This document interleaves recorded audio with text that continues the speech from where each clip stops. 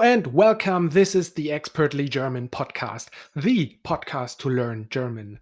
Hallo und herzlich willkommen zum Expertly German Podcast, dem Podcast zum Deutschlernen.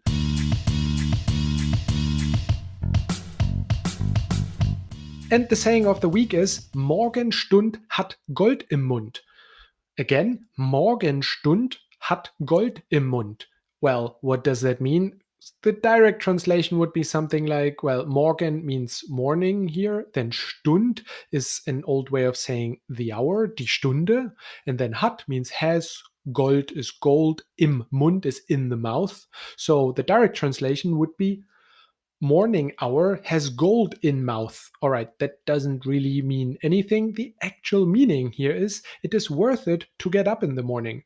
You get up refreshed, you have the whole day in front of you, you can get a lot of tasks done, and you just have a good start into the day.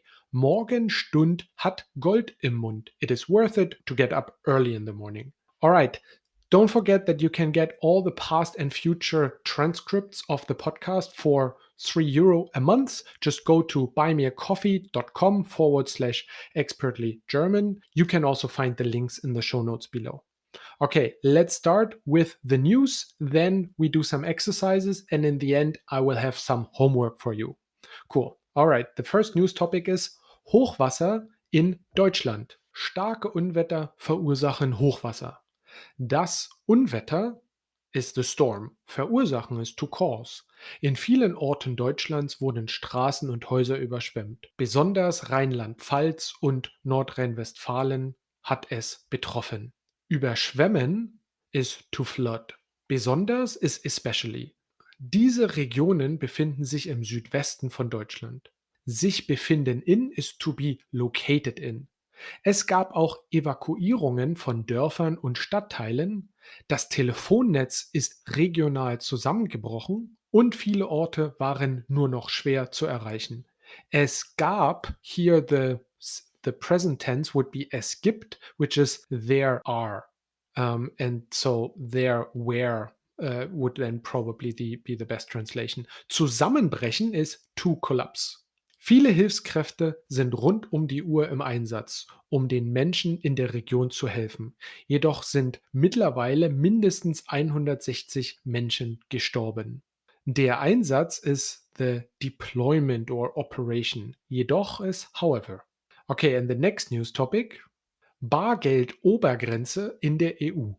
Die Europäische Kommission hat beschlossen, dass es eine Bargeldobergrenze zur Bekämpfung von Geldwäsche geben soll. Etwas beschließen ist to decide something. Das Bargeld ist the cash. Die Bekämpfung ist to combat or the combat. And die Geldwäsche ist the money laundry. Diese Obergrenze beträgt 10.000 Euro. Auch Kryptowährungen sollen stärker reguliert werden, damit man alle Transaktionen nachvollziehen kann. Etwas nachvollziehen ist to retrace. Eine neue EU-Behörde zur Bekämpfung von Geldwäsche und Terrorismusfinanzierung wurde deshalb erschaffen. Erschaffen ist to create. Kritiker sagen jedoch, dass die Bargeldobergrenze das Tor zur Kontrolle der Verbraucherinnen und Verbraucher weiter öffnet und es sollen auch keine wissenschaftlichen Belege geben, ob eine solche Grenze zur Bekämpfung von Geldwäsche wirklich hilft.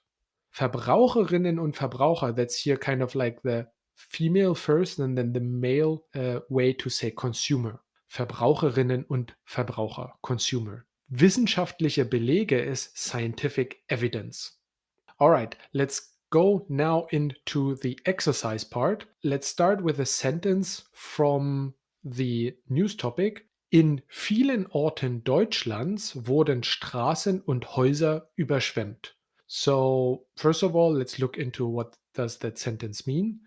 In vielen Orten Deutschlands, in many parts of Germany, actually in vielen Orten Deutschlands, so the Lands Deutschlands gets an S here because it's a genitive, in many places of Germany, streets and houses were flooded, like kind of like flooded away, überschwemmt. And what is special about this sentence? This sentence is in the passive. So what do we have here? We are not really saying who flooded the houses and streets like the river or the rain. We are not having an actual kind of like person or thing that is here doing the action. We create a passive sentence where we don't say who did it. We just say, in many places in Germany, streets were flooded. Streets and houses were flooded. And we do that with wurden überschwemmt. And so the wurden here is an indicator that this is the passive sentence in the Präteritum, in the past. And überschwemmt is then actually the Partizip 2 or the past participle. If you use other tenses, then you have to change that slightly. The wurden, you have to change that then. But the Partizip 2 actually stays. So if you want to create a passive sentence, then you need to follow this structure. Wurden überschwemmt. If you want to say a passive sentence in the Präteritum. All right, let's look now at the second sentence. Die Europäische Kommission hat beschlossen, dass es eine Bargeldobergrenze zur Bekämpfung von Geldwäsche geben soll. Okay, what is special about this sentence? Again, let me read it. Die Europäische Kommission hat beschlossen.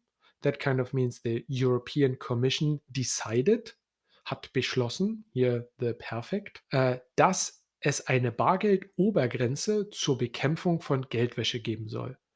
So the das is then that there should be a cash ceiling, a cash cap for the fight against money laundering. Ja, so die Europäische Kommission hat beschlossen, dass es eine Bargeldobergrenze zur Bekämpfung von Geldwäsche geben soll. And here the special thing about this sentence is das, because das is a verb kicker.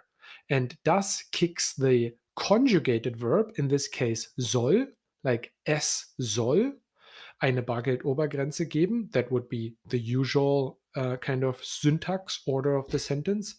But here, because of das, we put the conjugated verb soll to the very end of the sentence. Die Europäische Kommission hat beschlossen, dass es eine Bargeldobergrenze zur Bekämpfung von Geldwäsche geben soll.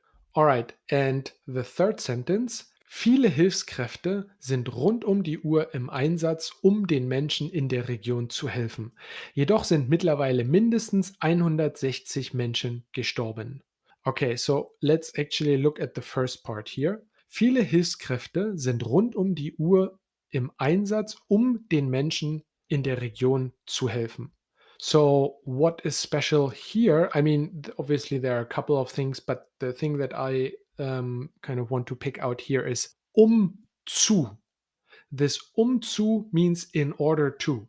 Ja, so viele Hilfskräfte sind rund um die Uhr im Einsatz. That just means many like helping forces are in like operation around the clock. And then den Menschen in der Region zu helfen means in order to help the people in the region. And whatever you want to whatever you want to say, you put it between the and the zu. Den Menschen in der Region zu helfen and then the verb. Viele Hilfskräfte sind rund um die Uhr im Einsatz, um den Menschen in der Region zu helfen. Jedoch sind mittlerweile mindestens 160 Menschen gestorben. That then is another subordinate clause. Okay, cool. And I have two more exercises for you. Now I will read a sentence for you and you have to figure out the right relative pronoun. Die Beamten, mit blank, ich spreche, helfen mir.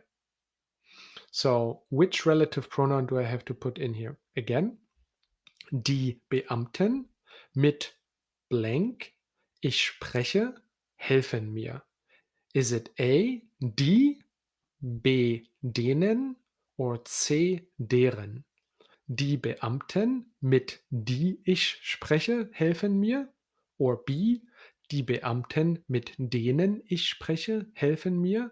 Or C, die Beamten, mit deren ich spreche, helfen mir? Which is the right answer? What do you think? And the right answer is B, denen. Die Beamten, mit denen ich spreche, helfen mir. Why is that the case? What is important with those relative pronouns is that we first need to figure out which is the noun that we relatively have to exchange. So in this case, it's die Beamten. Okay, so is it masculine, feminine, or is it singular, plural? In this case, die Beamten is plural.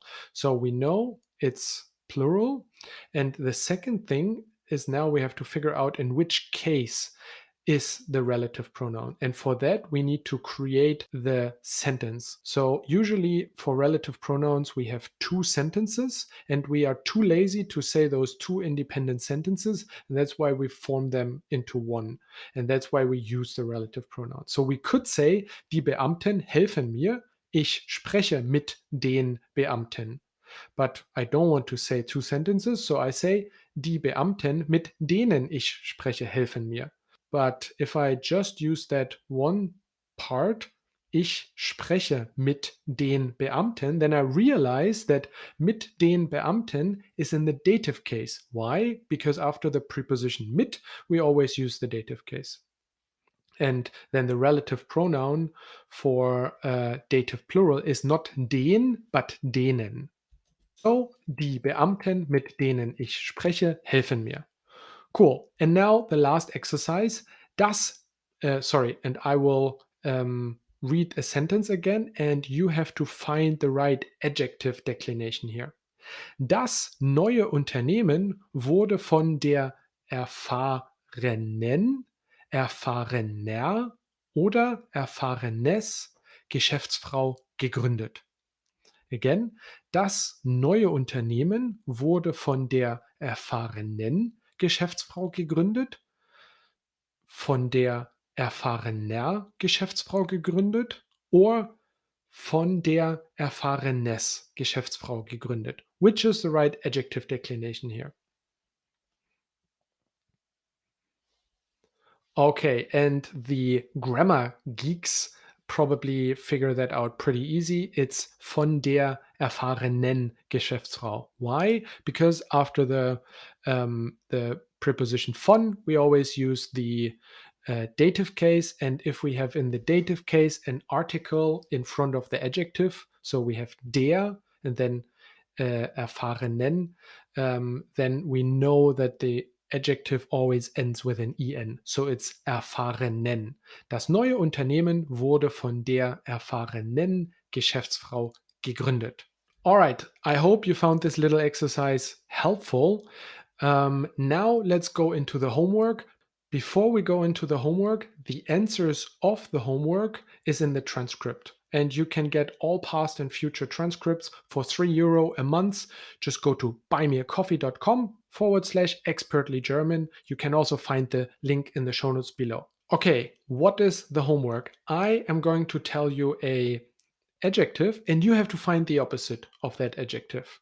So you write them down and then you take your pen and paper if you can, if you're driving or if you're somewhere, obviously just think about it. But try to figure out what the opposite of the adjective is that I'm telling you.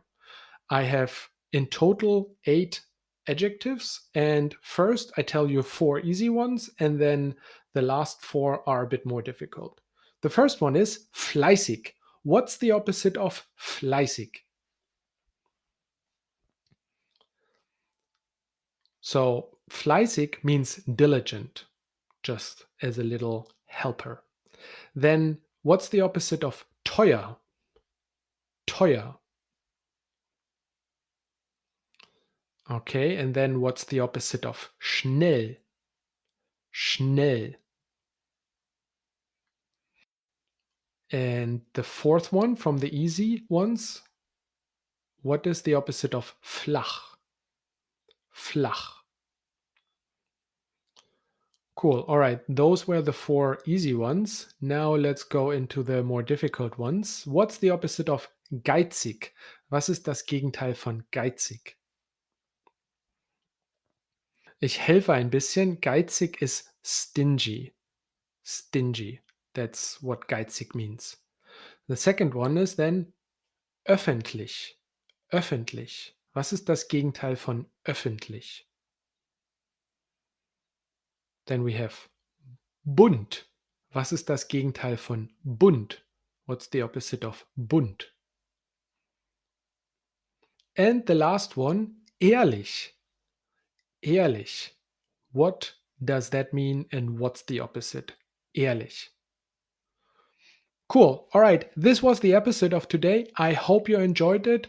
Please subscribe. Please share the podcast. Tell your friends about it. Post the podcast if you would like to. It really helps me to grow the podcast. Dankeschön und bis bald.